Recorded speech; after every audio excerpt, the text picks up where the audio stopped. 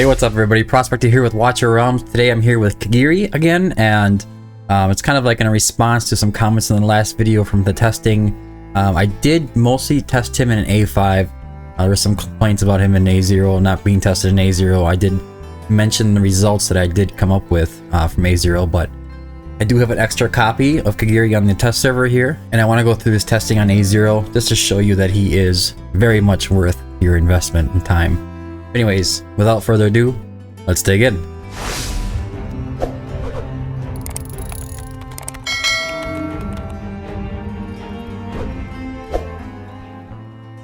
Alright, so I'm gonna go ahead and read through some of these comments here. They're kinda some of them are a little rough, some aren't too bad, but let's see. Why no A0? A5 isn't realistic. We all know he could put out crazy numbers at A5, especially since he's a limited hero. It would make most sense if you kept him A0.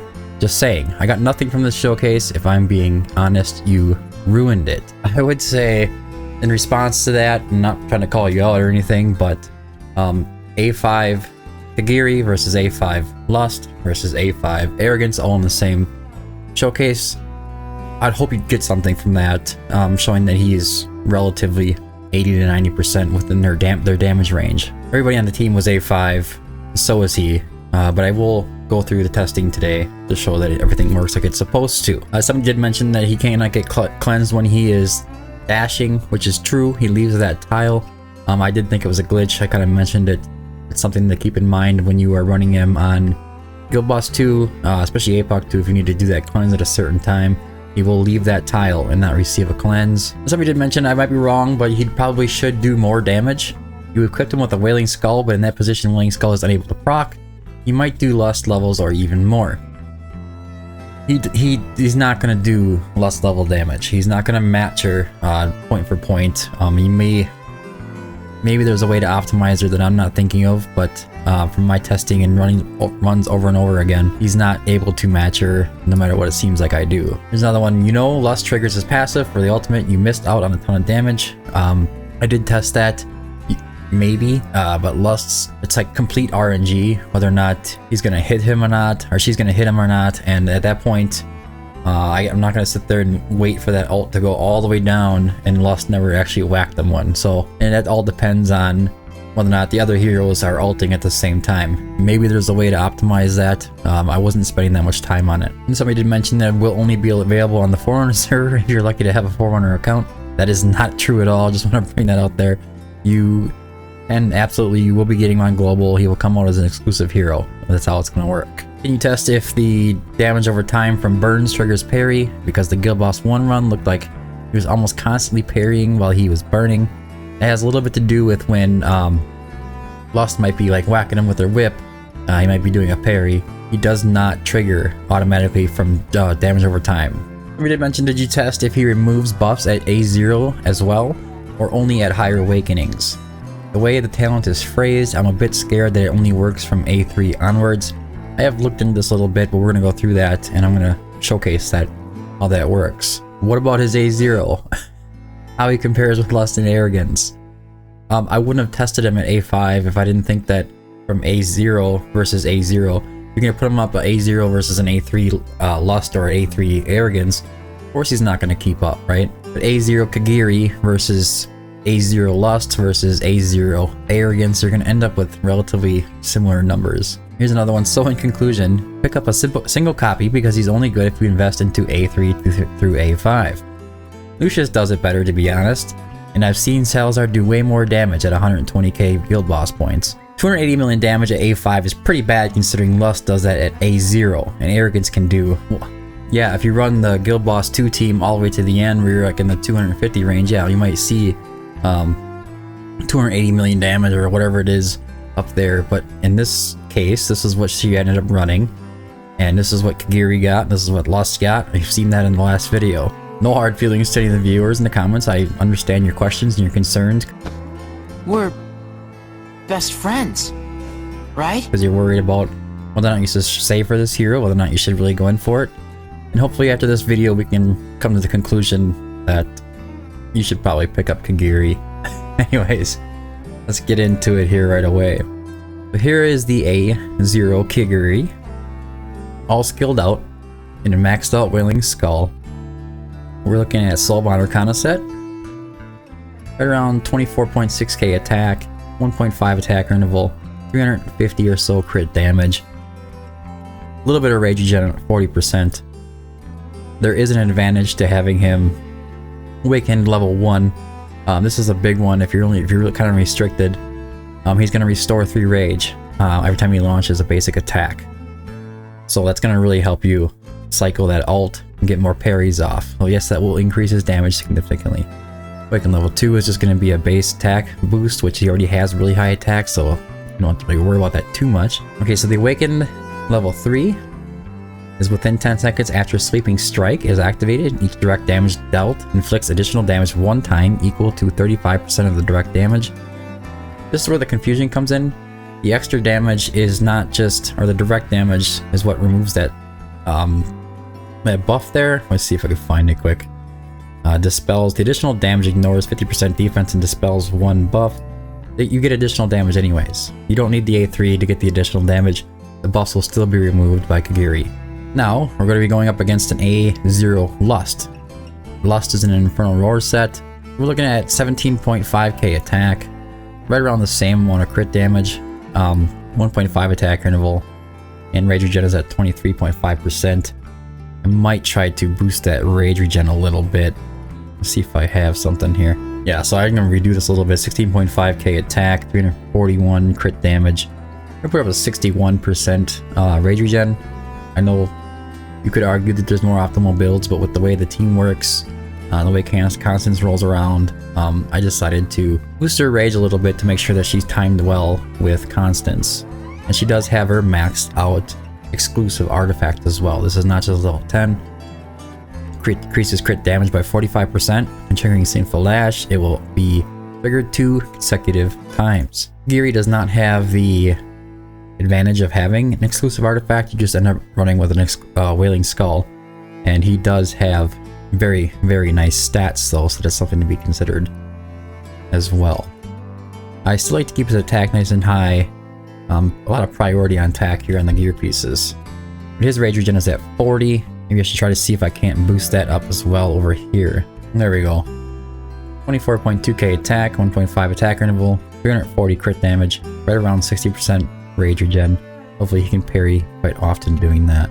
Alright, so here we are on a Guild Boss 2 team. Running a Praetus, Alistair, Constance, Percy, Carnelian, Elowin, and then the Nightmare Squad, which is going to be Torador, Lust, Arrogance, and Kagiri. Arrogance is going to be A5. I don't have an extra copy of him to bring him down to A0, unfortunately. All the other guys are going to be all A5 as well. They'll kind of carry that team a little bit to 120k blood. I think they could do it without being A5, but this makes it a little bit easier. Alright, stepping into the fight. I think the first thing that we need to see, though, is whether or not Kagiri can still remove those Aegis shield buffs. Let's find out, shall we? I'll go ahead and put Lust here, Arrogance here. We're going to put Constance down below here. We are going to go ahead and put Carnelian here, Kagiri next. We're going to go ahead and place Elowin down. And then we're going to place Praetus and Percy. I'll make sure that Kagiri's got the attack buff. He does 2, he does 2. Everybody seems to have it like they're supposed to. Alistair does not get the buff and he does not stay within range. We'll kind of have them in there for mostly for control and support, bring down the defense. I mean the damage of the boss. I'm gonna go ahead and activate Kagiri, and yeah, we'll just keep it waiting at Kagiri there. I'll hit Constance. Carnelian. Hold his bopple off a little bit here. We will wait until the boss gets kind of a little closer. I'm gonna go ahead and hit everybody's ults. May not be the most optimal way of doing things, but this is the way I'm gonna do it.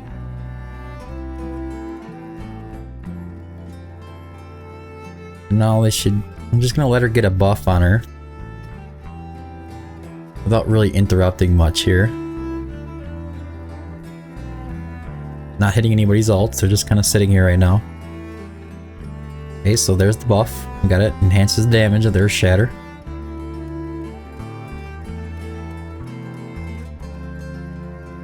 There it's gone. The only one on this team that's removing those buffs is Kagiri. The buff will not stay up. You don't have to worry about the buff. And that is an amazing, amazing feature in his kit. Now I'm going to go ahead and take him out.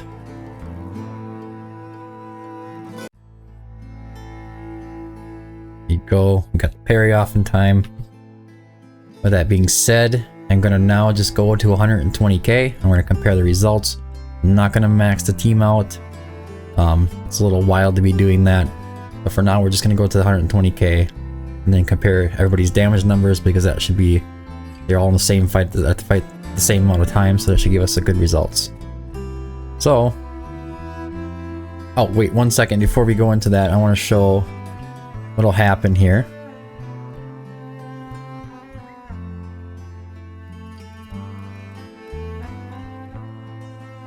So during this Ass and Venom, Kagiri will go off screen. And a lot of the times, there you go, he's off screen, he's doing a parry, and he still has that poison on him. This is the range. He kind of goes off forward and comes back, depending on if he's doing a burning, what is it called? Ember strike or a sweeping strike. If it's an ember strike, he'll go off and he'll just pause for a second, come back. At that same time, for some reason, when the poison is being put on him, he will parry off of that. And it could be off of Lust attack as well. If she's whipping him, that could send him off on a parry. But the damage over time in general does not activate his parry. So if he's just got a burning debuff on him, he will not activate the parry. But it seems like it has more to do with Lust, because if somebody was asking the question of the damage over time activating his parry, and that was not him. Or that's not from the damage over time, that was from either Lust or maybe when it was activated, somewhere along those lines. But anyways, I'm gonna get this ult going here, and then I will see you at the end of the fight, and we'll go over the results.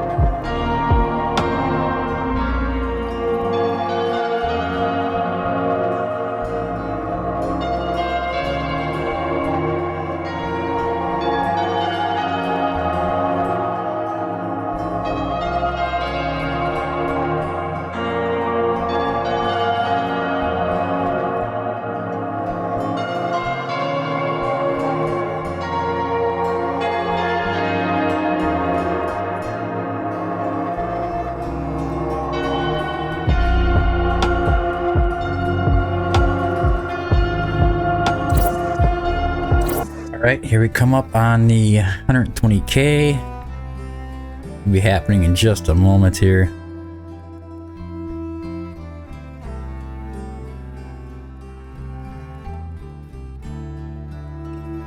Here it comes.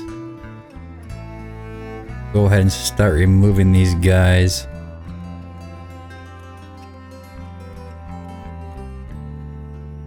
Doesn't need to be perfect. We just need to get right around that number. Let these two stay out here quick for a little bit. Maybe they'll hit it. Maybe not. I don't know. Nope. Probably not. There you go. 119.687 thousand damage. That'll do. That'll do. I've only ran this a few times, so we'll see what the results are. I'm not going to save for the hero stats. Here we go.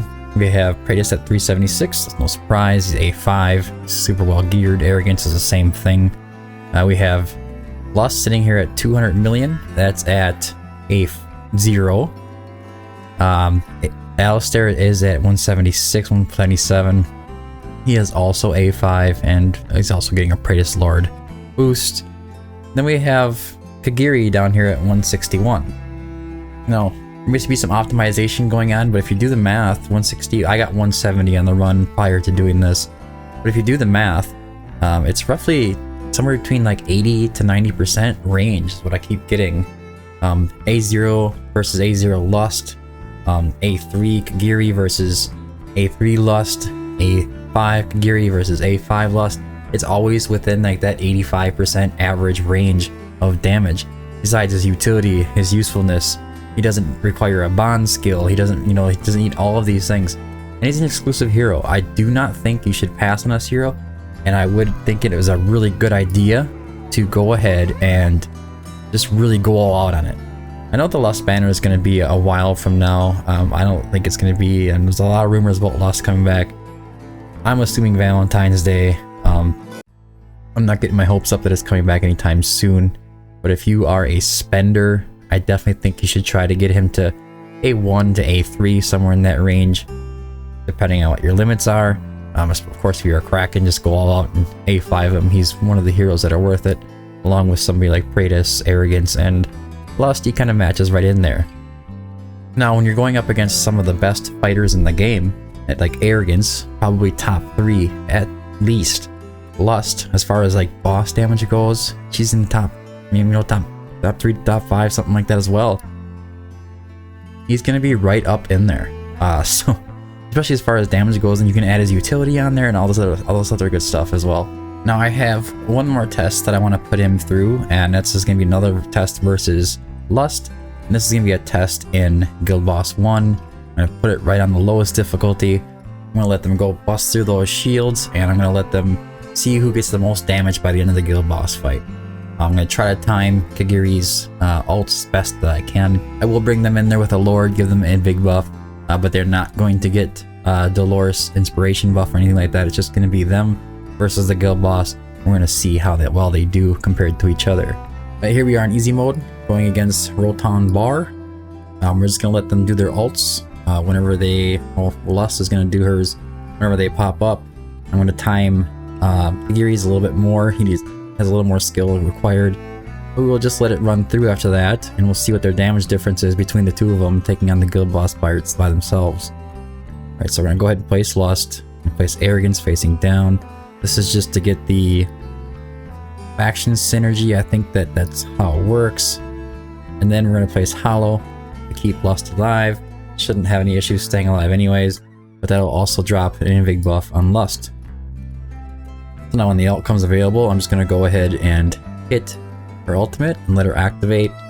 You should be able to just stomp right through the shields. These are A0 Lust and A0 Kagiri, so just keep that in mind.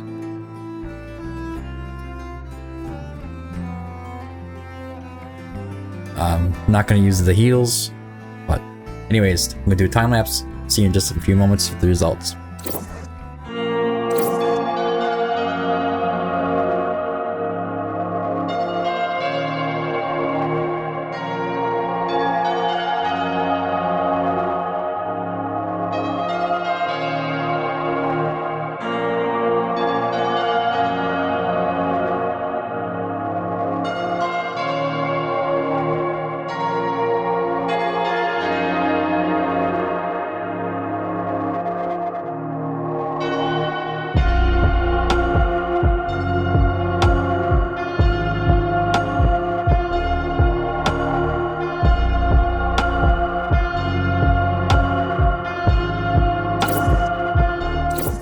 so here we are.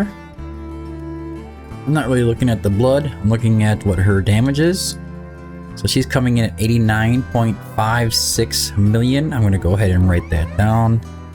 Let's see here. Lust. 89.564 million. We'll see how Kigiri keeps up with that. I'm not sure how he's going to work as a solo act, kind of going against the guild boss. I'll have to do it in 1x speed, probably try to make sure that I'm parrying properly. But anyways, let's go back in there and take care of this with Kagiri. We'll have the same setup, the same kind of thing going on. No inspiration buffs, just them.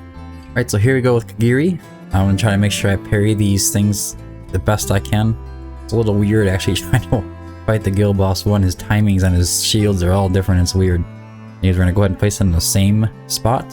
We're going to go ahead and place down Lust. Pick her up right away. Arrogance, pick her up right away. Corridor, pick her up right away. Then we're going to place down Hollow. That should give him an Invig buff. It has. And there we go. Don't know if we're going to be able to parry this first one. I don't think we can. I will try to focus on parrying throughout the match.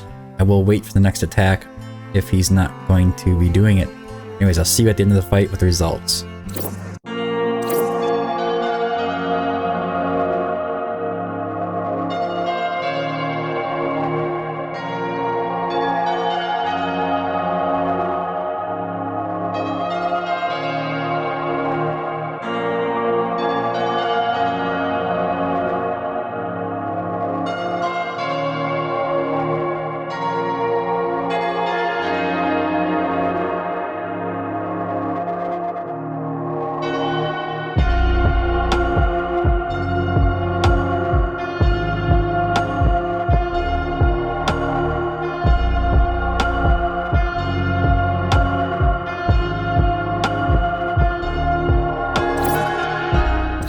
Alright, so here we are at the end of the fight.